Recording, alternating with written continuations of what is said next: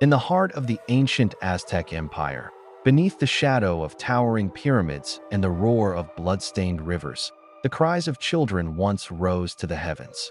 Their tears, they believed, fed the gods. Their suffering kept the world alive.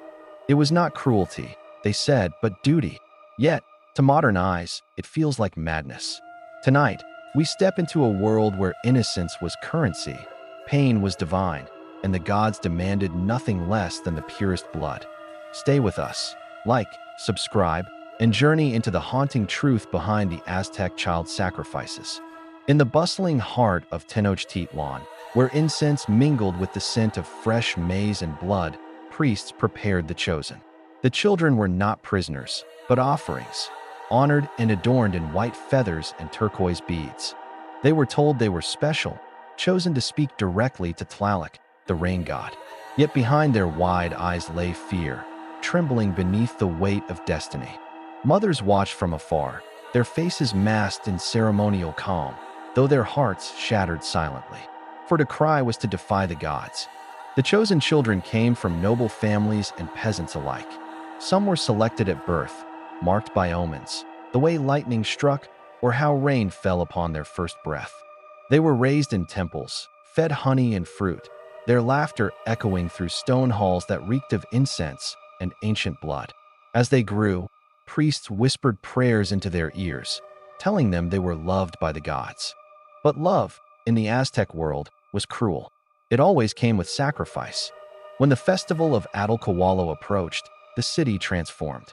Drums thundered across the valley, smoke curled from 1,000 torches, and the people prepared their offerings. The children, their faces painted blue, the color of Tlaloc, were carried through the streets. Crowds knelt as they passed, heads bowed not in pity, but reverence.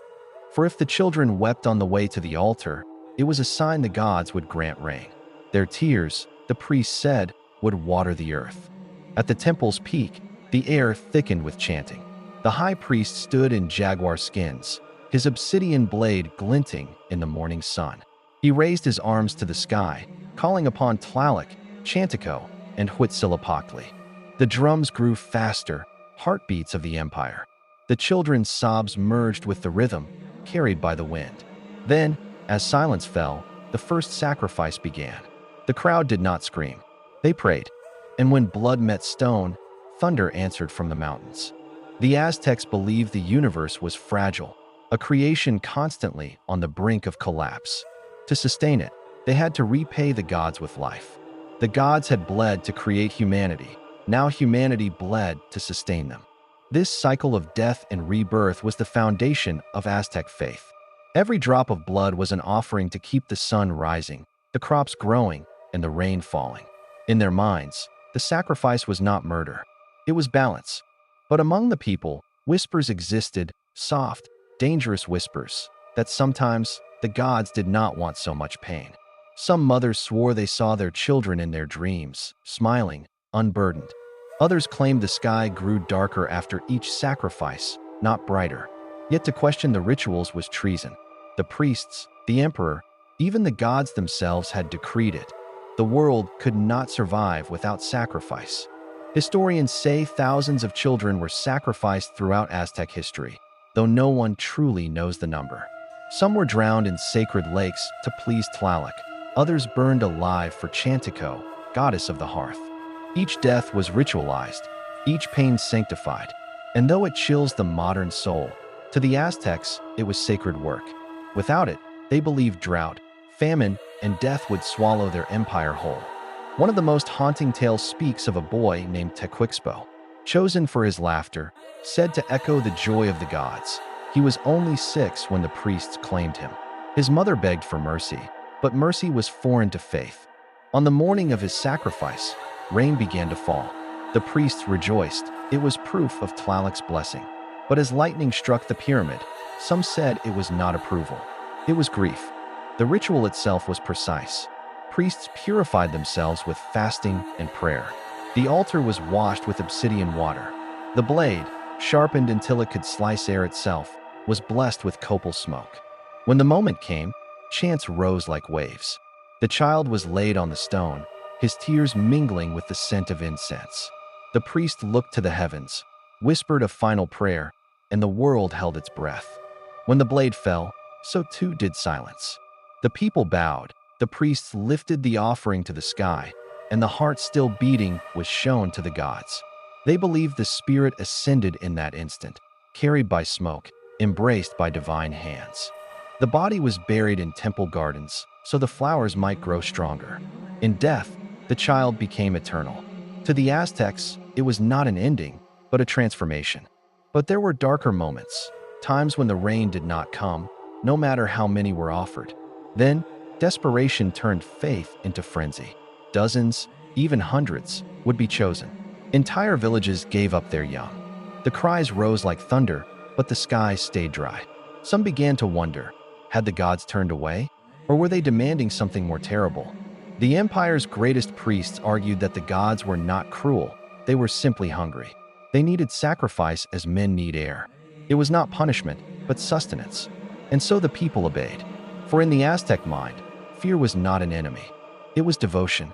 Every life taken was a prayer whispered into eternity. Today, archaeologists uncover altars and bones, tiny skulls buried beneath the pyramids, their teeth still shining white after centuries. Each one tells a story of faith and fear, love and loss. The evidence is undeniable. The Aztecs lived and died believing their gods walked among them, watching, listening, demanding. It was a civilization built on both brilliance and blood. Tenochtitlan itself was a marvel, a city floating upon a lake, filled with gold, art, and devotion. Its temples pierced the clouds. Its markets bustled with laughter. Yet beneath the beauty ran rivers of sacrifice. Blood darkened the temple steps, the scent of it clinging to the air like smoke. For the Aztecs, beauty and death were inseparable. One could not exist without the other. The children who were sacrificed were called the little messengers. Their spirits, the priests said, played in Tlalocan, the paradise of rain, where flowers never withered and rivers shimmered with sunlight. It was a story meant to ease the pain of loss. But even paradise could not wash away the sorrow of a mother who had watched her child ascend in fire and tears. Spanish conquerors, upon witnessing the rituals, called them barbaric, monstrous. Yet, to the Aztecs, the Spaniards were the true blasphemers, invaders who desecrated the temples, silenced the drums, and mocked the gods. Two worlds collided, one of sacrifice, one of salvation. And in the end, both were built upon blood. When Hernán Cortés captured Tenochtitlan, he was both horrified and fascinated. The pyramids glowed red under the sun, the altars slick with centuries of offerings. He could not understand how a people so brilliant could embrace such cruelty. But perhaps the Aztecs would have asked the same of him, for they too saw his crosses, his swords, his guns, and the blood that followed. The fall of the Aztec Empire did not erase their faith, it only buried it. Beneath Mexico City today, the ruins of Templo Mayor still whisper. Tourists walk above, unaware that beneath their feet lie the remains of children once called divine. The drums are silent, but the stones remember. Always, they remember. Historians still debate whether all the stories are true, or if some were exaggerated by Spanish chroniclers seeking to demonize a fallen enemy. But the truth, like the smoke of incense, lingers somewhere between fact and faith. Enough evidence remains to know this. The sacrifices were real, and they were performed with conviction. To the Aztecs, it was not horror, it was holiness. There is a strange beauty in their belief, a terrible poetry that sees pain as purpose. The Aztecs did not kill out of hate. They killed out of hope. Hope that rain would come. Hope that the sun would rise. Hope that life would continue. It was a civilization driven by the desperate need to make meaning from suffering. And yet, behind the rituals lay something profoundly human, a fear that the world could end at any moment. They had no control over droughts, storms, or disease. Sacrifice gave them a sense of power, a way to bargain with chaos. In offering the innocent, they believed they could protect the many. It was tragic logic, sincere but horrifying. When you imagine those ceremonies, picture not savages, but believers, men and women standing beneath blazing suns, their faces streaked with sweat and ash, whispering prayers into the wind. They were not monsters. They were human, and that is what makes it so haunting. Every civilization has its sacrifices. The Aztecs offered hearts. Others offered wars, slavery, and conquest. Perhaps the difference lies only in what we choose to call sacred. When we look back in horror, we are also looking into a mirror, one that reflects how far we've come and how much of that darkness still lingers within us. The story of Aztec child sacrifice is not just about death. It is about devotion pushed to its breaking point. It is about faith, fear, and the fragile line between holiness and horror. It reminds us that belief, unchecked by compassion, can twist even love into cruelty. In the ruins of Tenochtitlan, under the Mexican sun, the stones still whisper the names of the lost. Archaeologists say that when it rains, the ground seems to weep. The people believe it is the tears of the children returning, blessing the earth they once died to save. The myth lives on, echoing through time, heavy with sorrow. It's said that during great storms, lightning strikes the ancient temples as if the gods are still speaking. Perhaps they are not angry, nor merciful, but remembering the songs, the prayers, the cries that once filled the air. The Aztecs may have fallen, but their echoes endure. When you stand before the ruins of their temples today, you can almost hear it, the slow beating of drums, the whisper of feathers, the murmur of ancient tongues. You can almost smell the incense and rain. The ghosts of 1,000 offerings linger in the air, watching, waiting, eternal. This was the price of devotion. This was the shadow beneath their sun. The Aztecs built greatness upon faith and fear, and in doing so, they carved a legacy both magnificent and tragic. Every empire, they remind us, is born from the blood of its believers. And so, as the last echoes fade, we remember them, not as monsters, but as a mirror of ourselves.